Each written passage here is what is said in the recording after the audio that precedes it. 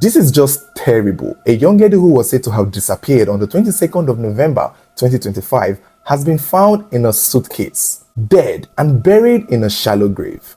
But how the killer hid this shallow grave in plain sight is what a lot of people are calling suspicious. 23-year-old Sinclair Umshunu was said to have been living with her boyfriend, 22-year-old Temba, in Umlazi, Durban. It was said that Sinclair was a student at the University of KwaZulu-Natal. Her boyfriend, on the other hand, it's not stated whether or not he's a student, but given his age, he's most likely a student. He lived at a rented apartment off campus, and it's unclear how long he and her had been dating. But we do know she had a 3-year-old daughter from a previous relationship, most possibly. Now, although most sources are saying they lived together, some other sources are saying she lived at her own apartment and most times visited her boyfriend where she would spend some time. And it's not uncommon for, people dating to somewhat look as though they were living together, even though they may have separate apartments. Nothing is known about Temba and Sinclair's relationship. It is not stated if they had any fights or they have any history of abuse. For two young couples, it seemed pretty decent. However, on the 22nd of November 2025, Sinclair vanishes. She is nowhere to be found, and Temba quickly called her family to inform them that I can't find her, she's not here. It was Sinclair's sister he called first, and I think that would most likely be the only relative that he had access to. He tells his sister that he and Sinclair had an issue, they had an argument, and she packed up some of her things and left. And even suggested to Sinclair's sister that he believed that Sinclair had gone to her ex-boyfriend's house. He expressed that he was worried that something may have happened to her because she did not go with her mobile phone or her bank cards. She left everything at his house. Immediately, Sinclair's sister reaches out to the other members of the family to let them know what was happening. And it seemed as though most of her family lived in Pretoria, far away from Durban, where Sinclair was studying. They were trying their best to see if they could get a hold of the ex-boyfriend, and that wasn't bringing out any results. Eventually, selected members of her family traveled to Durban to see what they could do, to also meet up with the boyfriend and see how they could help find this young lady. Prior to her family coming to Durban, they had reached out to Temba and agreed that they would meet at the police station to file this missing person report together. As he was the boyfriend, he would know more, given that they lived together and they were dating basically. And who knows, he was the last person to see her as far as the family knew. But when the family got to the police station that they had agreed to meet up with Temba, he was no show. This was just 2 days after he had told them on the phone. So why wasn't he at the police station? They tried to reach out to him with the phone number that he called them with, but it wasn't going through. And they soon discovered, maybe through the phone call or maybe he picked, somehow, some way, they learned that he had moved to another city, and that was a little bit suspicious. And so Sinclair's family had to file the petition for Sinclair's disappearance all by themselves. They also told the police of the boyfriend, Temba, and I think it was basically informing the police of the boyfriend and giving them the phone number that the police were able to know that Temba was no longer in the city, and he was actually, in fact, in another city called Ladysmith. Sinclair was officially a missing person. Posters made everywhere, posts being made on social media asking if anyone had seen her and with any relevant information. Friends and people who knew her were shocked at the news that she had disappeared, and they started making inquiries. They started doing their own personal searches. Our friends would go to Temba's apartment to see if they can find her. The apartment was locked and he had left basically. And somehow, some way, some of her friends were able to speak to the landlord to ask if he knew anything, because from what the family of Sinclair could recall from the phone call with Temba was that Temba mentioned that he and her had had an argument before she packed some of her stuff and left. But who leaves a house without their bank cards and their mobile phone? And why did the young man suddenly go to another city barely 2 days after he himself was the one who called the family to tell them about it and agreed to meet them at the police station?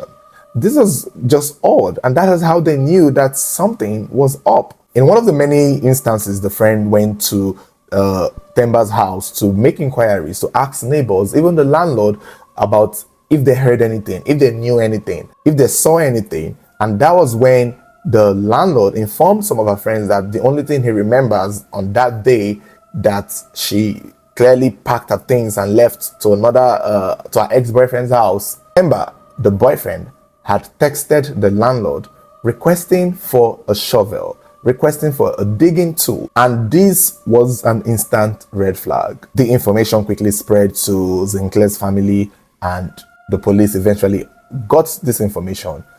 They took the family to Themba's house. The landlord escorted them to the place and made them have access so that they could search and see what they could find. During the process of searching, they didn't notice anything out of the ordinary.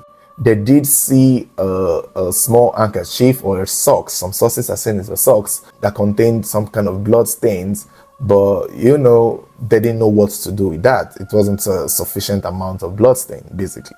But that was something, given that they are looking for a missing woman. They also saw a broken wall around the compound of this apartment and noticed that something had been burnt near the wall. Something had been burnt, looking like a trash bin or a trash can had been recently burnt. And that was all. They didn't see anyone. They didn't see something that would make them feel like Sinclair was there. Since she wasn't there, then she most likely wasn't there.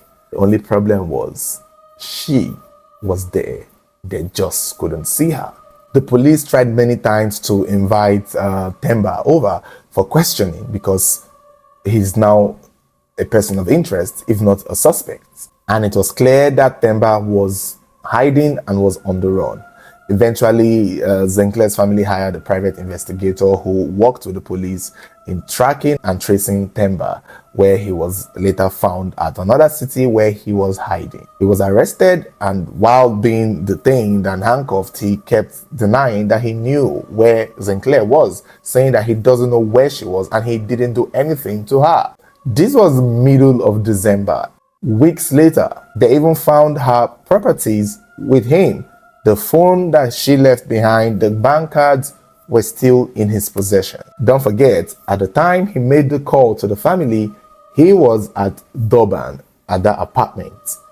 2 days later, he's elsewhere. So the mobile phone and the bank cards and the other of Sinclair's properties, personal items that he claimed to the family that she left behind, followed him to all the cities he was hiding. It would have been a lot less suspicious if he had left them at the apartment where she supposedly went missing from. But for the fact that he took those items with him, pretty much indicated that he knew something and that she didn't just disappear. While being arrested and taken back to his apartment in Durban, he kept denying.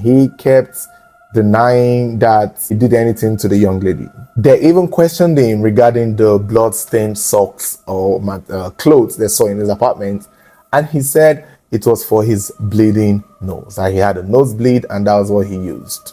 He was eventually taken to police custody, where he was threatened that they were going to use sniffing dogs to search his apartment for the second time, and urged him to make a confession as to what really happened to the young lady. And in a moment, he maintained his innocence.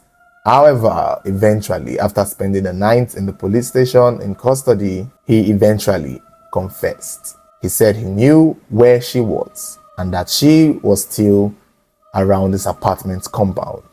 And then they asked him where, because they had gone there multiple times to check and they didn't see her, or they didn't see anything or any part where he must have probably hidden the body. And that was when he drew their attention to the place where it looked as though, that was close to a broken wall, where it looked as though a pile of trash had been burnt. And he let them know that under that trash is a shallow grave where her body was buried. On the 19th of December 2025, the police went to the compound and went back to that trash they had first seen and did not think anything of. Pushed the trash away, dug it all out, and then found a suitcase. Inside the suitcase was the already decomposing body of Sinclair. When asked why and how he killed her, he claimed that they were having an argument, she slipped, fell, and died. That it was an accident. He only panicked and did not know what to do, and that was why he went to hide the body. Now, what we don't know is if the body was intact or if it was dismembered. Most of the times when we hear a story of a body being found in a suitcase, 99% of the time the body is dismembered, unless it's a small compact person or unless it's a big briefcase. And it's looking like Sinclair is a young lady of a particular size. It's not clear how tall she is, but she looks decently tall to me. She doesn't have she's not fat or big, so I think to put her in a suitcase would be very interesting, because we don't exactly have the original image of the suitcase. Unless we do, what is going around is an AI imagination of it. But if indeed he had dismembered the body, I would believe that would have been mentioned in the press by the news outlets. But it's not being said, it's not being mentioned. Although a video interview had the family saying that the way or the state her body was found was just disturbing. But it could be due to the fact that she had been there for nearly a month. Themba has been charged to court, and the court case has been pushed to 2026 on 26th of January. The family, however, claim that they will still have to conduct a DNA test on the body to be 100% certain it's their daughter. I guess it's in a state where it's not recognizable, apparently. They also expressed that her 3-year-old daughter at home, that is Sinclair's daughter at home, has been asking of her, and they don't know how to break the news to her that her beloved mother was no more. It's such a very unfortunate story. They were looking forward, her family were looking forward to meeting her in December, and they were hoping that she would, come spend the holiday with them. But that didn't happen. She had spent all her years in school practicing and learning to be a teacher. She had one more year left before she would graduate, but her boyfriend took it all away, and we still don't know a motive. Do I believe it's an accident like the way he claims? No, I do not believe it's an accident. Why? Because we've seen this before. It's the same storyline, the same scripts, different actors. It is not an accident. What? Is she made of straw that she will slip, fall, and die? How many people even slumps and die? Like, I understand people slump and die, but they don't die from the fall itself. Unless you're falling from a very high story building. Like, if somebody is fighting with somebody and you slip and you fall, it's unless you have a pre-existing underlying condition. But falling, yes, a damage would happen and it will take a while, and then you have enough time to be rushed to the hospital. But nobody just instantly fall and die in the moment if they were healthy before. So I don't know what his ground is made of that he claimed she slipped and fell and died. I don't know, but that is why I don't believe it. That is what they usually say. They'll say, oh, it was an accident and I did not know what to do. Shut the fuck up. You knew what to do and you knew what you did. So do I believe it's an accident? You bet your ass I don't, because that is a bold-faced lie. That is not true. That is what they usually say. Maybe, given how pretty she is, and he's also younger, he's like 1 year younger. I guess maybe it's one of those jealousy thing. And remember, he mentioned her ex-boyfriend to the sister when making the reports. And I think that was what he wanted to do, divert attention to the ex-boyfriend. Maybe he found out that she was still talking to the ex and she was still seeing the ex, or maybe so. I'm going to assume the ex, given the age of her daughter, would be the father of the daughter. So there would always be that bond there. Maybe Sinclair was talking to her ex, and they could be talking about the daughter is co-parenting, and this 22-year-old boy do not know how to manage that. I mean, it doesn't make it any better, but this is why most young women will say they prefer dating an older man. And I don't think a 22-year-old boy, no offense, I've been 22 once, but I don't think a 22-year-old boy has the capacity to understand that when you're dating somebody who has a child for another man, they will always be in contact with that man. mainly because of the child. And many of these 22-year-old, 21-year-old, they don't get it. They will always be like, oh, you're cheating on me. Why are you talking to your ex? Nigga, that is the father of her daughter. Someone got to buy them under pampers and clothes and pay her school fees and send money for feeding. Someone has to, and you would not do it, Temba. So she needs to communicate with the father of her child. And if you find that like cheating to you, then I don't know. And who knows too, she most likely wanted to get back with the father of the child. It only makes sense because that is whom she had a child for. And I'm sure there was love there. But I don't think this 22-year-old boy had the capacity to understand it. Created a fight, created an argument. They had to fight, and he gets angry and, did what he did. Now he's going to be in prison. It's just unfortunate. It's just sad. Woof.